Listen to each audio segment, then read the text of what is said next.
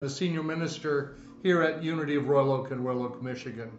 And it's an honor for me to bring you this midweek touch point, just a brief teaching and maybe a prayer tonight. I got to tell you, I'm really excited. I just got back to the church right now to record this, and I bought the first new car I've had in about 30 years. I've had several vehicles, but always I buy one with low mileage. And so I was strongly guided Monday on my day off to look for vehicles. And I thought, well, okay. Hadn't really thought about it a lot recently. And then what I thought I wanted to buy is not available for 6 to 8 months, maybe 9 months. It's a Maverick truck. So I met a dealer, though, at the dealership that I've been dealing with for the last few years. And you know what? When it's right, it just all falls into place. And I got a decent price on a really nice car, and so I'm grateful. And I share that with you because I believe that when we're living in the flow, and I'm not always there, but when we're living in the flow of good, it just comes naturally. The next step, the next thing, the next thing. And that was one of these times. Okay, so I'm going to share with you the daily word for today, August the 2nd, Wednesday. The key word is truth. The affirmation is God's truth is my truth. God's truth is my truth. The world is filled to overflowing with information, so much in fact that I may find it difficult to know what is true. When I feel overwhelmed, I turn to the most reliable source of truth, the truth of God. How do we do that? That's what meditation's about. We turn within. We turn away from all of the outer stuff and allow ourselves to become anchored and settled and centered in God. God is absolute goodness, peace, and love. These are the enduring truths to which I give my attention and place my energy. So we can pay attention to the noise. There's noise all around us. Have you noticed? Turn the news on for 5 minutes, and they are jumping up and down on whatever the current hot button issue is, trying to attract more viewers. Whatever builds me up, inspires me, and triggers my impulses towards kindness and decency has its roots in spiritual truth. Let me say that sentence again. Whatever builds me up, inspires me, and triggers my impulses towards kindness and decency has its roots in spiritual truth. If it's making you feel bad, if it's you feel anxious, it's not truth. The truth is always solid. The truth is steadfast. Ideas that promote fear, scarcity, and separation are not based upon divine ideas of love. Breathe. Ideas that promote fear, scarcity, and separation are not based upon divine ideas of love, peace, and goodness.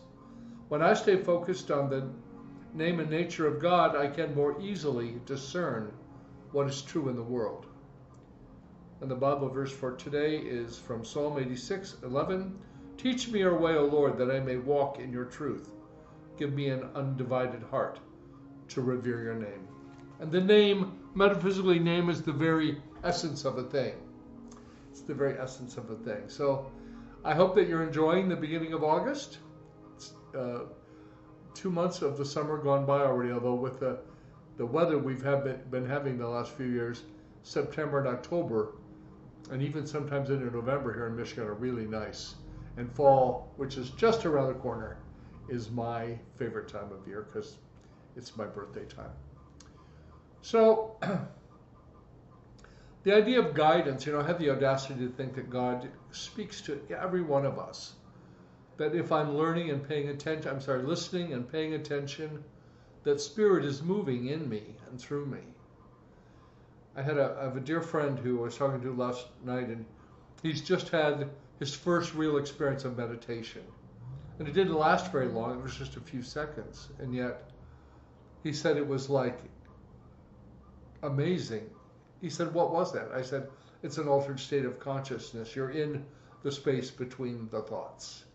And we had to talk about that a long time. This particular friend of mine, until we met a few years ago, wasn't sure that he believed in anything. And what he believes in now is that there are no coincidences and that there is something active on our behalf. So, call God by whatever name, but it is that presence and power that is active on our behalf. So wherever you are right now, I hope that you are enjoying the day and enjoying the time. I'm wearing one of my favorite t-shirts today, the Spice Bus Flow.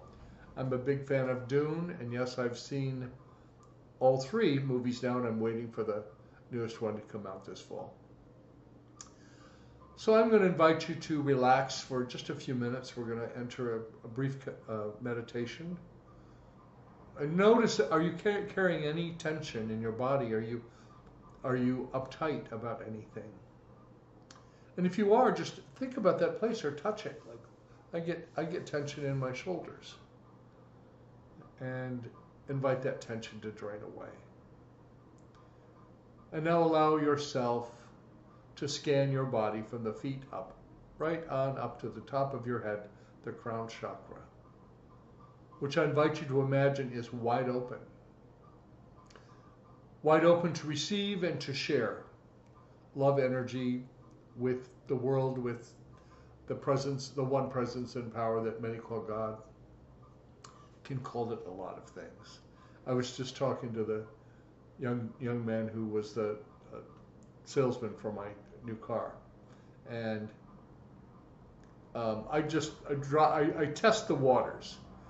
He asked me what I did. I said I'm a minister. And he said, "Oh," I said, "but maybe not the kind of minister that you're used to." I said, "My understanding of the divine presence currently is that it is the energy of life itself." And I invite you to consider that. The reality is that every one of us has to determine that for ourselves.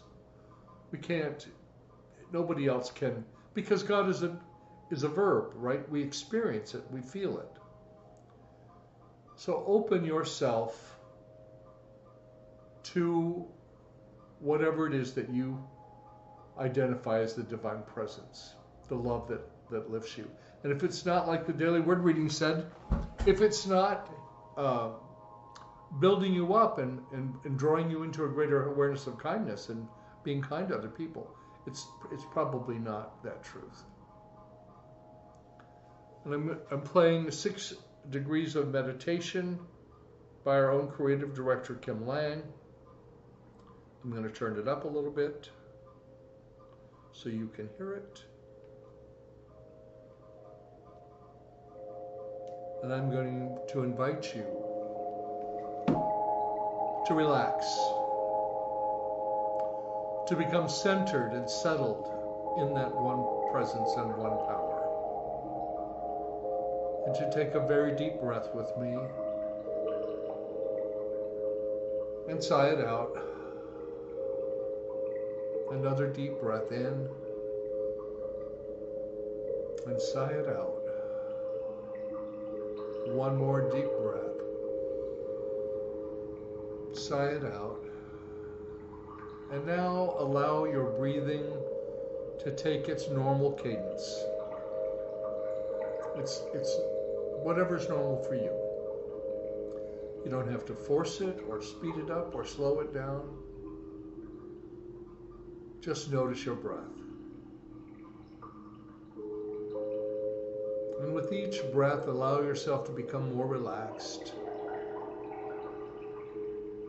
With each breath, allow yourself to be wrapped in love. Because that's what the presence of God feels like to me.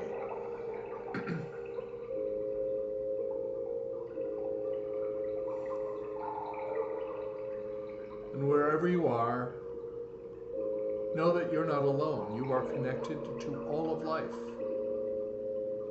As my dear friend and colleague Kathy Jo talks about, we're all godlings.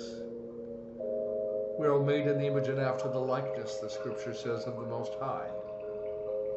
God is, I am.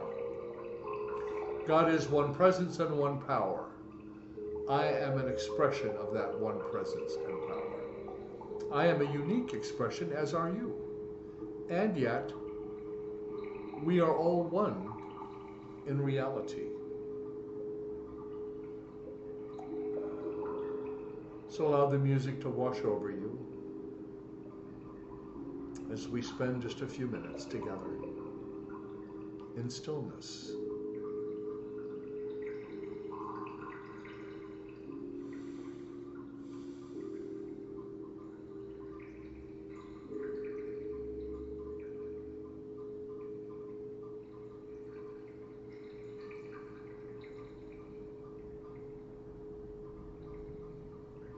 And should anything disturb you, a noise or something that catches you off guard, let it simply be a reminder to you to turn within. Bring your attention back to the breath, and then follow the next breath inward.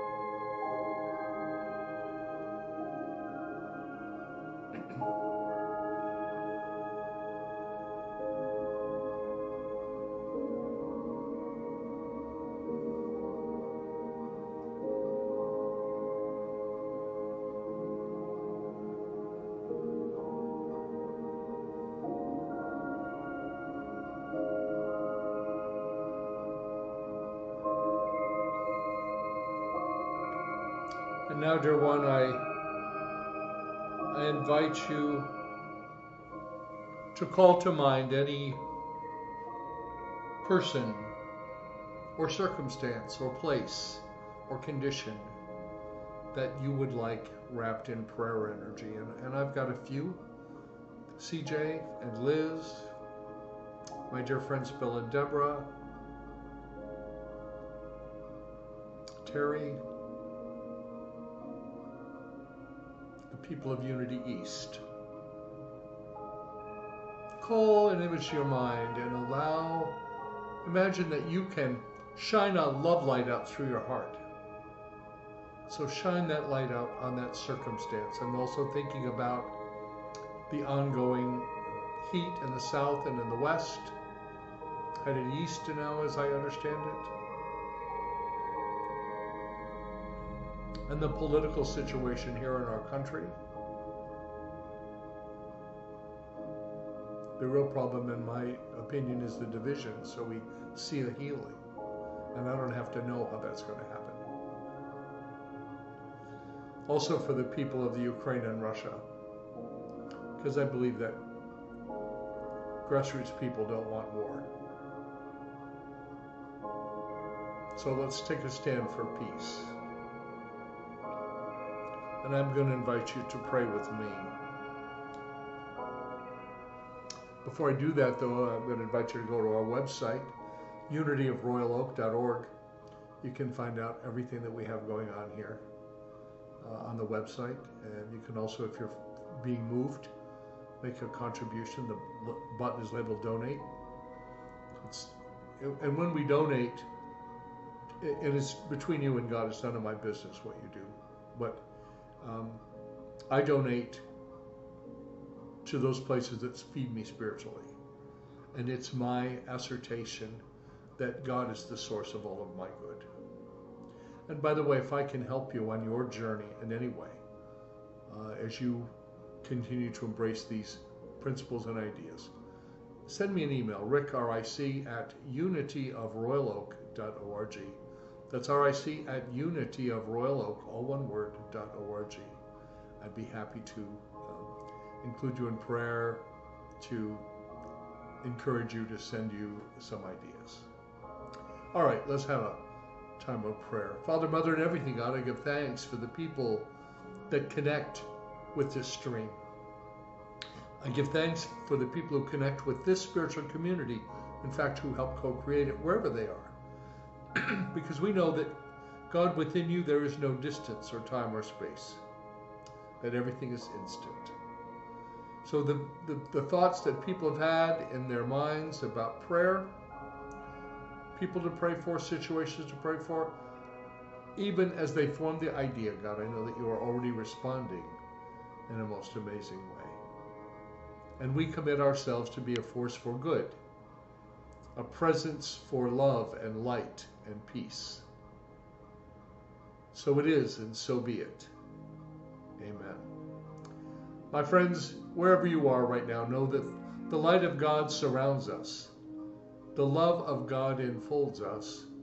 The power of God protects us, and the presence of God watches over us. Wherever we are, God is. All is well. Namaste.